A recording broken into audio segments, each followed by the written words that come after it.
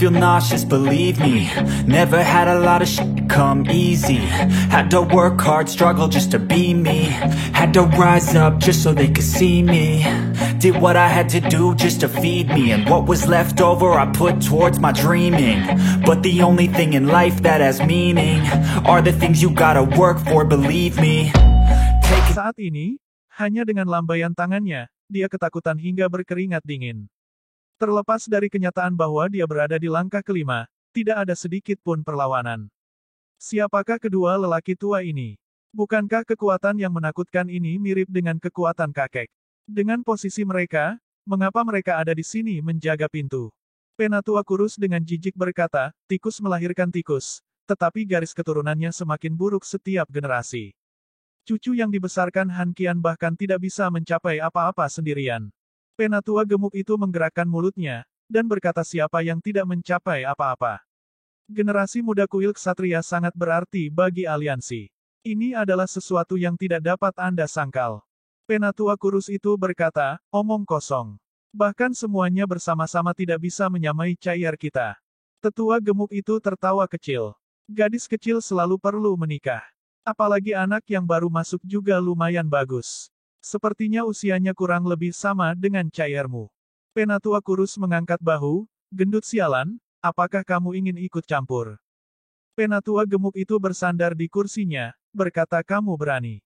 Jika Anda benar-benar melakukannya, mari kita cari tempat untuk berduel secara nyata, tanpa ada yang hilang.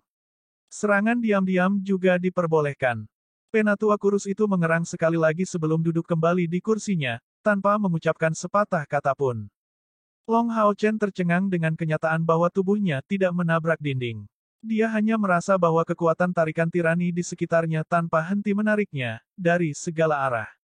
Namun, pada saat ini, dia sudah memulihkan kemampuannya untuk mengendalikan energi spiritualnya, memanipulasinya untuk melindungi dirinya sendiri. Dia tidak tahu dari mana asalnya, tetapi pada saat ini, sebuah tangan besar mengulurkan tangan. Itu meraih bahunya dan dengan ringan mulai menariknya, membuat dunia ilusi dan gelap tiba-tiba menghilang. Membuka matanya, Long Hao Chen sudah muncul di tempat lain. Ini adalah tempat yang penuh dengan perasaan musim semi, dipenuhi dengan nyanyian burung dan aroma bunga, dan di depannya ada sebuah lembah. Kabut berwarna emas samar dan kuat menyelimuti pintu masuk lembah. Lingkungan sekitarnya penuh dengan pepohonan, semak-semak, bunga dan tanaman. Suasana ini sangat mengundang. Langit cerah. Suasana yang sedikit lembab ini membuat kulitnya terasa sangat nyaman. Pintu masuk lembah berjarak lebih dari 100 meter, di atas tebing yang tidak stabil dan goyah. Secara mengejutkan, ada dua kata besar, lembah kiling. Apakah ini gudang harta karun kuil ksatria? Long Hao Chen tercengang saat melihat segala sesuatu di depannya. Dengan ilmunya, dia mampu memahami segala sesuatu yang muncul di depan matanya. Selamat datang, teman muda. Suara yang dalam dan dalam terdengar di belakang Long Hao Chen. Buru-buru berbalik, Long Hao Chen tiba-tiba melihat bahwa seorang tetua berdiri di belakangnya. Tampaknya dialah yang menariknya ke sini, dan di belakangnya berdiri gerbang cahaya yang aneh. Gerbang cahaya ini menyerupai gerbang pemanggilan makhluk yang digunakan Chen Yinger, hanya saja pola yang mengelilingi gerbang ini jauh lebih kompleks. Juga tidak ada tanda ukiran binatang, namun ada banyak prasasti dalam bahasa yang berasal dari zaman kuno. Aneh bukan? Tetua itu tinggi dan kurus. Rambut peraknya menutupi bahunya dan dia mengenakan jubah putih tradisional. Di tempat yang indah ini, aura yang dia pancarkan hampir mirip dengan yang abadi. Dahinya lebar, dan meskipun wajahnya menunjukkan tahun-tahun kesusahan, kedua matanya masih cerah dan ekspresif. Dia tidak terlihat terlalu kuat, tetapi ketika dia berdiri di sana, dia tampak seperti pilar raksasa yang menahan langit. Salam, tetua, kata Long Hao Chen, memberi hormat padanya dengan hormat ksatria. Orang tua itu tertawa dan berkata, orang tua ini adalah Yang Hao Han, Anda bisa memanggilnya kakek Yang. Long Hao Chen menunjukkan rasa hormat sekali lagi, dan berkata halo, kakek Yang L. Yang Hao Han tersenyum, menepuk pundaknya, dan berkata, bukankah tempat ini cukup aneh? Sebenarnya, tempat ini tidak dibangun oleh kuil ksatria, tetapi diturunkan dari masa kejayaan. Itu dibangun oleh para elf di zaman kuno. Bukan hanya tempat ini, tetapi 5 brankas harta karun kuil lainnya juga seperti ini. Sederhananya, ini dibuat oleh elf maha kuasa kuno yang mampu memahami dan mengendalikan langit dan bumi, dan menciptakan dunia paralel berdasarkan dunia asli kita. Setelah itu, di era kegelapan, kami, manusia yang maha kuasa, menerimanya. Setelah kami menambahkan beberapa sentuhan dan modifikasi pribadi, menjadi seperti ini. Meskipun Long Hao Chen masih tidak mengerti banyak, dia memiliki beberapa kesan.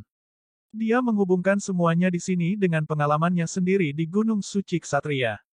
Yang Hao Han tersenyum dan berkata sejujurnya, jika bukan karena harta karun yang berasal dari sisa-sisa ras elf kuno yang diterima ras manusia kita selama era kegelapan, saya khawatir kita, manusia, sudah pergi, punah. Hati Long Hao Chen melonjak, tetapi dia tidak bertanya lebih jauh. Ini jelas terkait dengan rahasia 6 kuil. Jika kakek yang di depan mata saya ingin mengatakan sesuatu, dia pasti akan melakukannya. Pergilah, lembah itu berisi upahmu, tapi juga akan ada ujian yang menunggumu, jadi bersiaplah. Setelah memasuki lembah, akan ada pertigaan di jalan. Di pertigaan ini, belok ke kiri, ikuti jalannya, dan Anda akan menerima hadiah Anda. Terima kasih kakek yang Long Hao Chen dengan hormat menjawab dan berjalan menuju lembah kiling. 100 meter berlalu dengan cepat, dan pada titik ini, dia melangkah ke dalam kabut tebal berwarna emas samar. Dalam kabut ini, Long Hao Chen langsung merasakan ada sesuatu yang berbeda. Tampaknya udara menjadi jauh lebih berat, dan tekanan yang sangat besar mengelilinginya. Langkahnya yang sebelumnya cepat segera menjadi lebih berat. Di dalam tubuhnya, energi spiritual cair tampaknya disimulasikan, menghasilkan lingkaran cahaya kemasan samar di permukaan tubuhnya. Sejak dia menerobos langkah kelima, Long Hao Chen merasa bahwa kecepatan kultivasinya menjadi jauh lebih lambat. Sebelumnya, dia bisa mendapatkan sekitar 10 tingkat energi spiritual dalam satu hari, tetapi sekarang, dalam kira-kira 10 hari, energi spiritual internalnya hanya naik sekitar 10 tingkat. Tetapi sebaliknya, karena evolusi Hao Yue, energi spiritual eksternalnya telah meningkat pesat. Dalam pertempuran melawan Wang Yuan, Long Hao Chen menyadari bahwa energi spiritual eksternal juga penting. Jelas, energi spiritual eksternal Wang Yuan sejauh ini melebihi orang biasa, karena jika tidak mungkin dia bisa dengan mudah menggunakan Giant Divine Soul Shield, bahkan tanpa permata yang disematkan. Jika bukan karena bantuan Hao Yue, tanpa senjata yang bisa dibandingkan dengannya di tangannya, benar-benar tidak mungkin dia bisa menandinginya. Sekarang, cairan energi spiritual dalam tubuhnya mulai berputar sambil menunjukkan perbedaan yang besar. Sebelumnya, selama kultivasinya, energi spiritual internalnya berputar di sekitar kompor Saint spiritual, tetapi sekarang, itu menjadi kebalikannya. Energi spiritual internal cair emas berbentuk cincin, dan menyerupai semacam parit, perlahan-lahan berputar di sekitar kompor Saint spiritual, tetapi kompor Saint spiritual itu perlahan-lahan berputar juga. Ini semakin meningkatkan jumlah energi spiritual cair yang diproduksi dalam tubuh Long Hao Chen yang masih dibuang dari kompor spiritual suci, dicampur dalam cincin energi spiritual cair.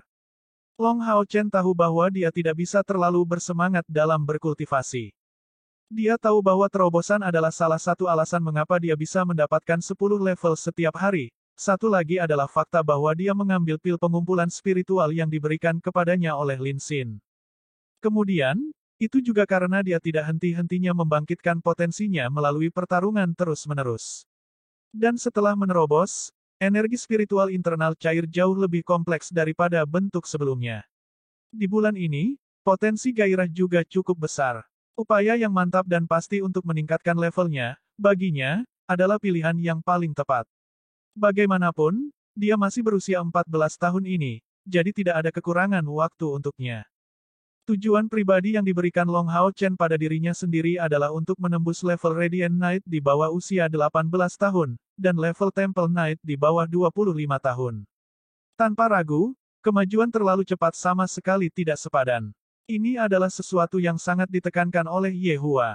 Meskipun tekanan yang diberikan oleh kabut berwarna keemasan yang hambar sangat besar, mengandalkan kapasitas mentalnya yang tangguh, Long Hao Chen merasa bahwa esensi cahaya di sini sejauh ini melebihi dunia luar, dan kabut ini tidak terbentuk dari uap air dan uap, karena itu biasanya, tetapi dari esensi cahaya. Dengan kata lain, esensi cahaya di sini tampak hampir sepenuhnya cair. Sayangnya, Ini sama sekali bukan sesuatu yang bisa diserap oleh Long Hao Chen. Bukan karena ada penolakan, tapi saat dia berusaha untuk menyerapnya, tekanan yang diberikan padanya meningkat tajam, hampir menyebarkan energi spiritual di tubuhnya. Terkejut dengan reaksi ini, Long Hao Chen segera menjadi berhati-hati dan secara bersamaan melepaskan mantel suci. Ini untuk mencegah pertahanan di tubuhnya runtuh. Tidak berani kurang hati-hati, dia dengan hati-hati maju. Dalam waktu singkat, sebagian pemandangan tiba-tiba menjadi berbeda. Seperti sebelumnya, di arah lain, masih belum jelas, tapi di sisi kiri, sebuah lorong muncul. Lorong ini hanya selebar 3 meter, dan di kedua sisinya, muncul tebing-tebing tinggi. Tebing ini tampak halus dan licin, tetapi dengan tingkat pelatihannya saat ini, Long Hao Chen tidak berhasil memanjatnya. Seharusnya ada di sana. Long Hao Chen mengamati sekeliling sebentar sebelum maju di bagian itu. Keluar dari jangkauan kabut emas, tubuhnya akhirnya terasa lebih ringan.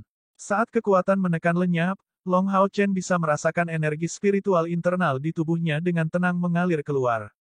Bagian ini jelas tidak datar, berliku-liku dalam pola yang rumit. Inilah alasan mengapa yang bisa dia lihat hanyalah tebing, tapi dia tidak melihat akhir dari lorong ini.